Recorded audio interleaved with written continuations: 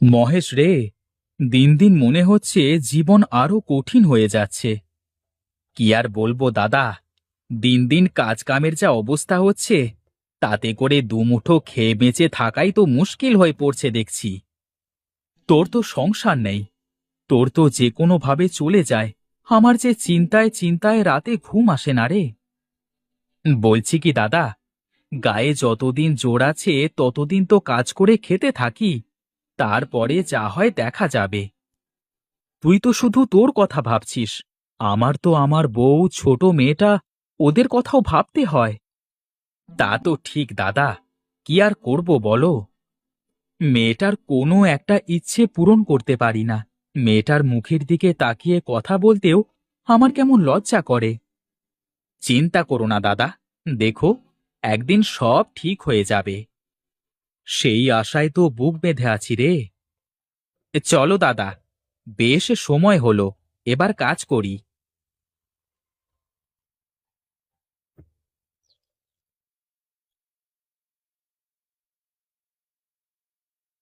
মহেশ, ও মহেশ! কর্তা বোধ হয় ডাকে রে মহেশ। আজ্ঞে কর্তা। আয় আয়, এইদিকে ছায় আয় আয়, খেয়ে নে দুজনে। চলো দাদা, কয়টা খেয়ে নি। কর্তা খাবার নিয়ে চলে এসেছে।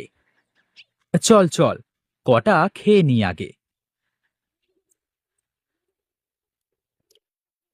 এই নে, খাবারগুলো খেয়ে নে। তোরা খাবার খা, আমি একটু জমি থেকে ঘুরে আসি। ঠিক আছে কর্তা, ঘুরে দেখে আসেন। ঠিক আছে, তোরা খেতে থাক।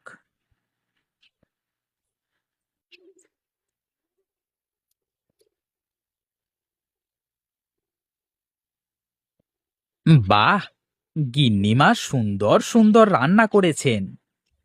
হ্যাঁ রে, গিন্নিমা তো বেশ সুন্দর রান্না করে। আর আমাদের কর্তাবাবু কিন্তু সব সময় নিজের বাড়ির মানুষের মতো করে খাওয়ায়। হ্যাঁ গো দাদা, এই জন্যই তো আমরা তার কাজ এত ভালো করে করি। অন্য গেরস্থের বাড়িতে আমাদের কাজে যাওয়া লাগে না। হ্যাঁ রে, সত্যি, কর্তামশাই যদি না থাকতো, তাহলে হয়তো আমাদের আরো অনেক কষ্ট করে বাঁচতে হতো।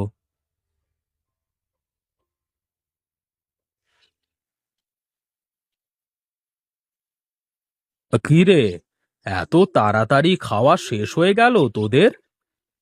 কর্তা, হ্যাঁ, গিন্নিমার হাতের রান্না খেয়ে পেটটা একদম ভরে গেছে। তোর গিন্নিমা তো তোদের খুব ভালোবাসে। আগে কর্তামশাই, গিন্নিমা যে আমাদের কত ভালোবাসে তা বলে বোঝানো যাবে না। নে, তোরা একটু জিরিয়ে নিয়ে কাজ কর, আমি যাই।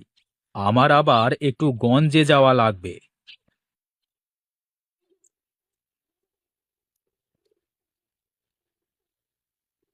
দাদা, কাজ তো শেষ হয়ে গেল, চলো বাড়িতে যাওয়া যাক।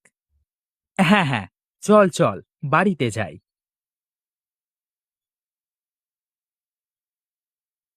এটা কি গাছ দাদা? এ তো মনে হচ্ছে বেগুন গাছের চারা।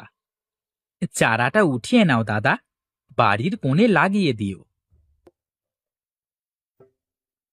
চল মহেশ, এবার যাওয়া যাক। দাদা, বেগুনের চারাটা যেই লাগিয়ে দিও, আর একটু বেশি করে পানিও দিও, তাহলে বেঁচে যাবে। ঠিক আছে, চল চল, বাড়িতে তো আগে যাই।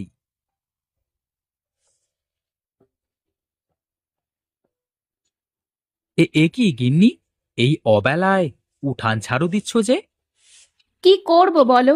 মেয়েটা সারাদিন ধুলোবালি নিয়ে খেলা করে, উঠানটা একদম অপরিষ্কার করে ফেলেছে তাই। ও আচ্ছা, তা কই, আমার ছুটকি মা কোথায়? ওই যে বারান্দাতে বসে খেলা করছে, কাজ কাম তো নেই, সব সময় খেলা আর খেলা। খেলা ছাড়া আর কি করবে ও বলো? ওর কি এখনো কাজ করবার বয়স হয়েছে? এ কি, তোমার হাতে ওটা কি? এটা বেগুনের চারা, উঠানের কোণে লাগিয়ে দিতে হবে। ছুটকি, মা ছুটকি, এইদিকে আয় তো মা। ছুটকিকে দিয়ে আবার কি করবে? ছুটকির হাত দিয়ে চারাটা লাগাবো, তাই। ওরে বাস রে, মেয়ে আর বাপের যে কি সব কাণ্ড কারখানা! ও তুমি বুঝবে না গিন্নি। হ্যাঁ বাবা, বলো। এই নে মা, বেগুনের চারাটা উঠানের কোণে কোথাও পুঁতে দে দেখি, আমি পানি নিয়ে আসছি।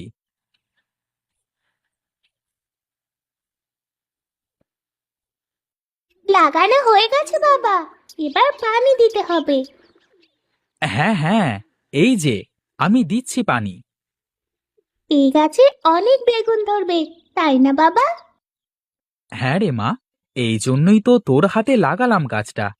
শোনো গিন্নি, আমরা ঘরে গেলাম, তুমি জলদি কয়েকটা খাবার দাও দেখি। ঠিক আছে, যাও গিয়ে বাপ মেয়ে বসো, আমি পরিষ্কার করে আসছি।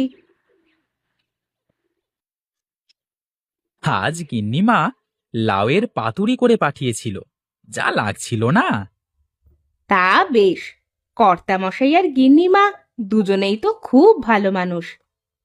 হ্যাঁ গো, তা না হলে কি আর কেউ কাজের মানুষের সাথে এত ভালো ব্যবহার করে? উহ, কি ঝাল! পানি দাও মা। এই মেয়েকে নিয়ে হয়েছে জ্বালা, একটুও ঝাল খেতে পারে না। একটা মাত্র মেয়ে আমার, আমার মেয়ে আমার কাছে রাজকন্যা। হ্যাঁ তা ঠিক, কিন্তু এই অভাবের সংসারে মেয়েটা সব আবদার পূরণ করাই তো অসাধ্য হয়ে পড়ছে। চিন্তা করো না গিন্নি, একদিন সব হবে আমাদের।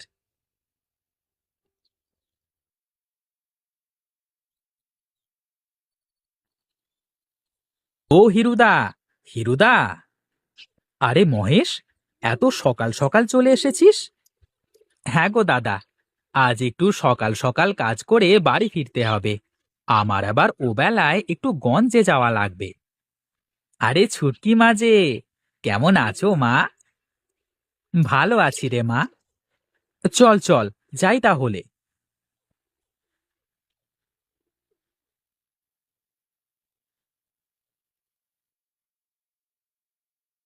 ছুটকি, ও মা ছুটকি! এই যে মা, আমি এখানে। ওখানে কি করিস মা? বেগুন গাছে পানি দিচ্ছি মা, দেখে যাও গাছটা কত বড় হয়ে গেছে।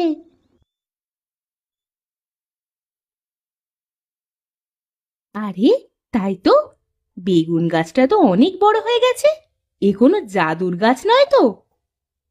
দেখো মা, গাছটাতে ফুল ধরেছে, মনে হচ্ছে কয়েকদিনের মধ্যেই বেগুন ধরে যাবে। হ্যাঁ রে মা, দেখি কি হয়।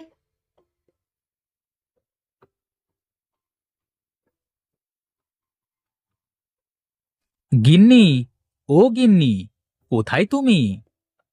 এই তো গো, আমি। এদিকে এসো একবার, দেখো দেখো, গাছে কত বড় বেগুন ধরেছে। এ কি, এত বড় বেগুন! আমার তো মনে হচ্ছে এটা একটা জাদুর বেগুন গাছ। কি যে বলো গিন্নি, বেগুন গাছ আবার জাদুর হয় নাকি? তা না হলে এত বড় বেগুন এত কম সময় কিভাবে ধরবে বলো তো?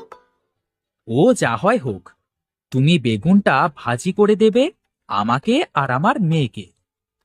ঠিক আছে, দেবো দেবো। আমি এখন যাই, আমার হাতে অনেক কাজ।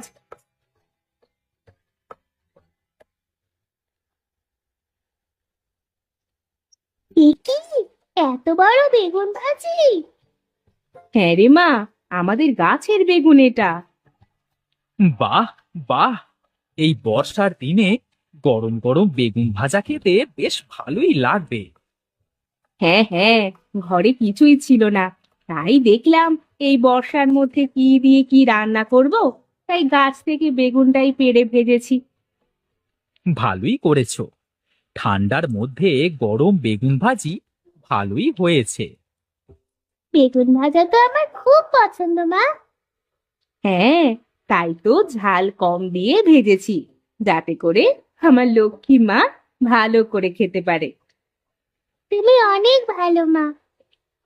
নে মা, নে, এখন আর কথা না বলে গরম গরম খেয়ে নে।